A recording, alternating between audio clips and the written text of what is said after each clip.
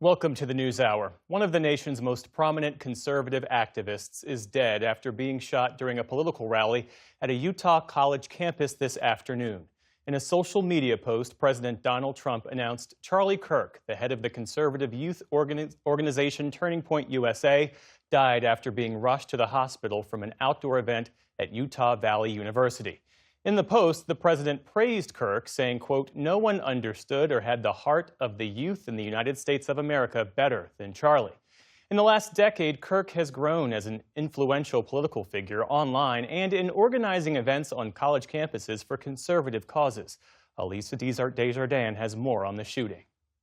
Okay, everybody, welcome back. Email us as always. Charlie Kirk was a MAGA superstar, a millennial hosting a daily and highly influential radio show on more than 200 stations that reached across generations. That's a lot of people, Utah. Video today showed Kirk speaking at his Utah event, the first in what he called the American Comeback Tour.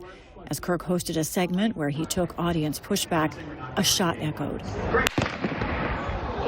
Oh my God. Go, run. Crowd events were a staple for Kirk. He regularly toured college campuses and was the founder of Turning Point USA, one of the largest conservative student and youth groups in recent years. The side that believes in freedom of speech is the side that I believe is on the right side of history. Yeah. Has there been an instance, guys, where a liberal has had an open mic on campus where conservative kids can ask questions and you guys feel respected? Billed as the next Rush Limbaugh, this spring the Salem Radio Network proclaimed Kirk had the #1 conservative podcast in the country and #2 in all of news. He drew listeners for his unapologetic style, proclaiming people should say outrageous things. And indeed, his words, like these on guns, could be controversial. I think it's worth to have a cost of, unfortunately, some gun deaths every single year so that we can have the Second Amendment to protect our other God-given rights. Kirk was married with 2 small children. He was 31 years old. For the PBS News Hour, I'm Lisa Desjardins. A university spokesperson said a suspect in the shooting was initially taken into custody, but police soon determined that person was not actually the shooter. Political leaders on the left and right have expressed their shock over Kirk's murder and condolences for his family. House Democratic leader Hakeem Jeffries said political violence is completely incompatible with American values. Republican Senator Ted Cruz called it an act of unspeakable evil. For more on Kirk and his influence on the political right, we're joined now by Dave Weigel, who covers politics for Semaphore. Thank you for being here. Thank you.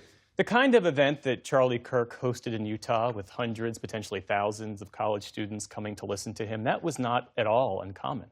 Not at all. The format is important. That format is going to be remembered because Kirk did not pioneer, but he sort of perfected this idea of a conservative speaker going on campus and not just being in an auditorium with a guest list, going to the widest possible space, having his people film it, having everyone else film it, and debating students. Ideally, having somebody in the crowd say something silly that goes viral. But he took it very seriously. This is a man who he left college to start this organization, was a very self-taught in a lot of philosophy, a lot of religion, a lot of history, very confident in his beliefs, his Christian beliefs, and thought he was making converts. He was making converts. The organization grew massively every single year he ran it. And he was no outside influencer. I mean, he was personally close to President Trump. They would go back and forth on issues, I'm told. When Charlie thought that things were important to the base, he would tell President Trump. There was this idea that he had his finger on the pulse of the MAGA movement more so than did some Trump advisors. He did. They influenced each other. Kirk started this organization when he was a teenager, and it was much more Tea Party focused on the debt. The debt is a threat to future generations. He did not love Trump at first in 2016, but Don Jr. loved his attitude. The Trump family and the Trump organization elevated Kirk. Kirk elevated Trump. And the image that Donald Trump has with young people has improved over the years. Lots of people are going to take credit for that. But part of that was Kirk aggressively organizing on campuses, in the media, and not just the media that we're on, but on phones. He was one of the most popular figures with people were looking at debate on their phones, scrolling through. I want to see a video of something interesting. I want to see interesting debate. He was open with what kind of guests he'd have. That was his theory, which Trump really adopted in 2024. That comes from what Kirk was doing. Go anywhere, talk to anybody, make a convert from somebody who might think they hate conservatives. And how did he influence the GOP's posture toward culture war issues, especially on college campuses? Yeah, he said a few of those clips, but think of the time he was coming up in on college campuses. This is one of the most debated issues of our time. There have been restrictions on what you can say about various identity groups, sexual identity groups, minorities, etc. The conservative position has been no, complete free speech. You're not allowed to do that. So he had these traditional conservative views, and he framed them as somebody coming in from outside to say, you are being misled. Your minds are being shrunk by what is happening on your campus. You should have an open mind. And he would think, if you talk to me long enough, you're going to agree with me. But in terms of the culture wars, very aggressive on transgender rights, but on the entire kind of left-wing critical theory that had grown up over the last 40 years. He was very comfortable debating that.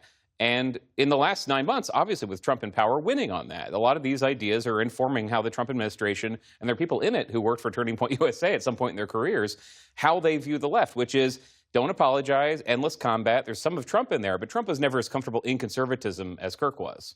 And how does his work compare with earlier conservative youth movements like Young Americans for Freedom or anything that we saw during the Reagan era? Right. Well, it was modeled on some of that, but the times had changed. And William F. Buckley in the 1950s and 60s, for example, did not have to say so much about how it was good to get married. It was good to go to church. It was good to have children.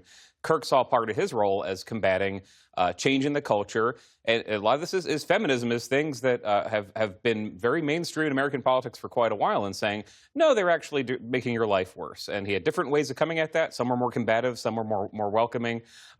But that was what changed. And he came into the conservative movement at a time where marriages were falling, people were having children later, pop culture had changed the way it covers these life facts. And that was part of it. There's a lot of influencers in this space. The manosphere, you could even call them. He took some of that and moved it into politics, saying, look, I shouldn't just vote Republican because you want a tax cut. You should vote Republican because look how happy your life is going to be with this family compared to how you'll be angry and left-wing and finding enemies online. And his brand of activism in many ways fit within the broader trend toward politics as performance. Oh, it completely did. Just the popular. We talked about other conservatives in the past. William F. Buckley was a big cultural figure and had his weekly show. But Kirk, like I was saying, was in people's phones all the time.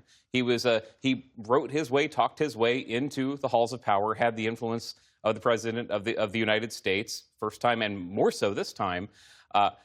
Trump who had mastered the media in his own way, has elevated these figures and had an understanding that a lot of people who didn't used to vote, didn't take politics very seriously, can come into politics through culture, through commentary. So Turning Point USA, again, was growing, and Turning Point Action, the political arm, growing every year, but a lot of what it was doing was saying, all right, you're interested in our content because of this debate we had on campus, this viral video we had, this documentary we had, this reporter who was at a protest.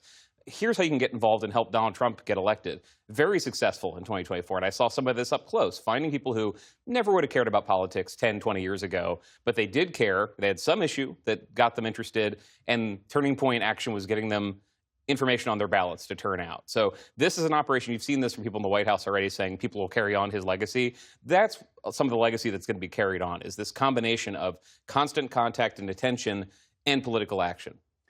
Well, our thoughts are certainly with his family. Dave Weigel, thanks so much for being here. We appreciate it. Thank you.